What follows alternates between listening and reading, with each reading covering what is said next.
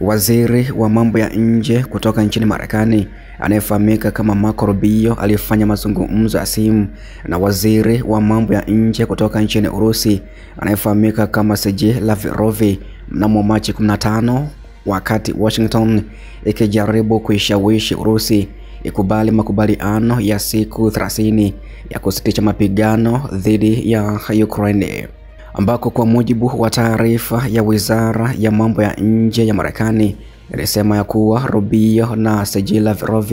walijadili hatua za kurejesha mawasiliano kati ya Moscow na Washington.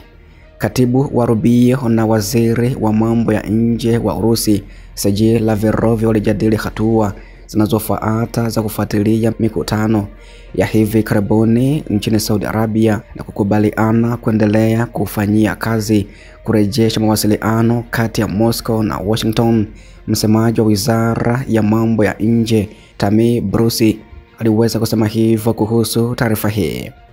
Marco Rubio pia alimfahamisha Sergei Lavrov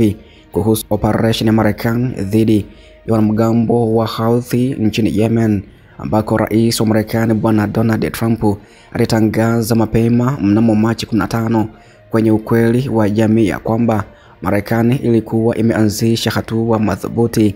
na yenye nguvu ya kijeshi dhidi ya kundi hilo kutoka Yemen. Hakuna maelezo ya ziada yaliyotolewa kwenye simu hiyo na Wizara ya Mambo ya Nje ya Marekani, ambako kuhusu taarifa hiyo wa Wizara ya Mambo ya Nje ya Urusi pia haukuweza kutoa maoni zaidi au maelezo zaidi ya ziada kuhusu taarifa hiyo. Kufuatia mazungumzo na maafisa wa Marekani mnamo Machi 11, Kiev ilikubali kusitisha mapigano kwa muda ili mradi tu Urusi itatii masharti kama hayo,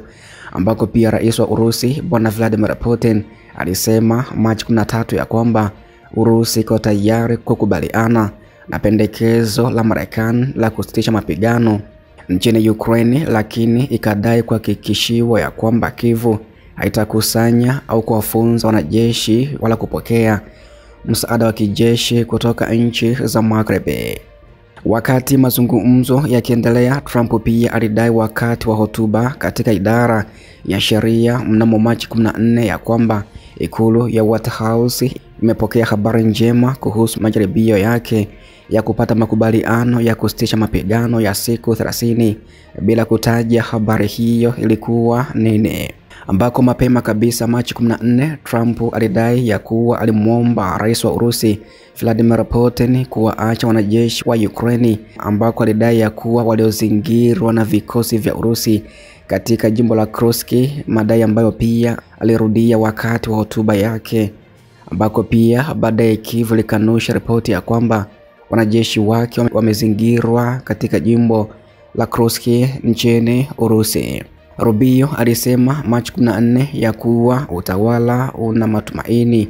kwa uangalifu kuhusu maendeleo kuelekea usitishaji mapigano, lakini akaongeza kuwa hali bado ni tata katika kumaliza swala hilo. Pia rais wa Ukraine Bwana Volodymyr Zelensky yeye pia amesema ya kuwa kiwanda cha nguvu za nyuklia cha Zaporizhzhia yani ZNPP hakiwezi kuwepo isipokuwa kidhibitiwe na Ukraine, Zelensky alisema, akidai bila kutoa maelezo au kueleza hoja, ambako pia kituo hicho kikubwa zaidi cha aina yake barani Ulaya kimekuwa chini ya udhibiti wa Urusi tangu Machi ya mwaka 2022. Mkoa wa Zaporizhzhia ambapo kiwanda hicho kipo hatimaye walipiga kura ya kujiunga na Urusi katika kura ya maoni, ambapo Kiev haitambui huku pia Moscow na Kiev zimeshutumiana kila moja kwa kushambulia kituo hicho na kuhatarisha usalama wake, ambako wakala wa kimataifa wa nishati atomiki IAEA ulipeleka ujumbe wa ufuatiliaji kwa ZNPP mwezi Septemba 2022 ambao umekuwepo tangu wakati huo. Kulingana na Zelensky, amesema kituo hicho kinaleta shida kwa Urusi na Ukraine, lakini kwa maoni yake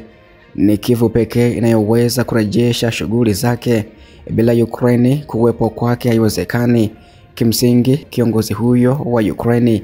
aliweza kusema hivyo. Pia aliendelea kusema ya kwamba fedha na wataalamu zinahitajika ili kurejesha mtambo huo wa kuzalisha umeme, na ingechukua miaka michache kabla ya kuanza kufanya kazi tena. Na aliongeza kwamba kituo hicho hakina maji ya kiufundi ya kupoza vinu vyake kwa sababu ya kuporomoka kwa bwawa la Kakhovka kwenye mto Dnieper. Ukarabati katika kituo hicho utahusisha michakato mingi zaidi inayohitaji mtaji. Zelensky pia ameweza kuonya hivyo. Hiki ndicho kituo chetu, pesa zilizopotea, fursa zilipotea, Zelensky amenukuliwa hivyo. Kiwanda hicho cha kuzalisha umeme kimekuwa hakifanyi kazi tangu katikati ya mwaka 2022 kutokana na tishio la mashambulizi ya mizinga pamoja na ndege zisizo na rubani za Ukraine na kukatizwa kwa usambazaji wa maji, ambako pia akizungumza katika kikao cha Baraza la Uchumi la Mashariki mwezi Septemba mwaka 2024, Rais wa Urusi Vladimir Putin alionya kuhusu vitendo hatari sana vya kigaidi vilivyofanywa na vikosi vya Kiev dhidi ya kituo hicho. Mwezi Januari pia Wizara ya Ulinzi ya Urusi ilisema ya kwamba vikosi vya Ukraine vilitaka kukishambulia kituo hicho kwa ndege 8 zisizo na rubani, ambako magari yote ya anga ambayo hayakuwa na rubani yaliangushwa na walinzi wa anga wa Urusi. Wakati huo ZNPP kwa sasa inadhibitiwa na kampuni tanzu ya shirika la nishati la serikali ya Urusi Rosatom. Mkurugenzi mkuu mtendaji wake Ramil Galiev alisema mnamo Disemba ya kwamba kampuni yake inapanga kurejesha operation ya kiwanda mara tu ambapo usalama wake utakapohakikishwa vya kutosha, ambako pia mipango hiyo inahusisha kujenga mfumo mpya wa kusukuma maji ili kujaza tena mabwawa ya kiufundi ya maji yaliyo karibu na kituo hicho. Mwisho wa taarifa hii. Pia taarifa zingine zinafuatia zaidi siku ya leo Machi 16. Cha msingi endelea kunifuatilia kila siku na kila wakati ili pia kufahamu mengi zaidi kutoka huko vita vya Urusi na Ukraine. Pia nakukumbusha kwamba unaweza kubonyeza neno subscribe kama bado hujafanya hivyo, ili pia ripoti zote ambazo kila siku naziweka uweze kuzipata kwa muda mwafaka kabisa. Asante, na pia karibu sana hapo baadaye kwa taarifa zingine zaidi siku ya leo ya Machi 16 ya mwaka 2025.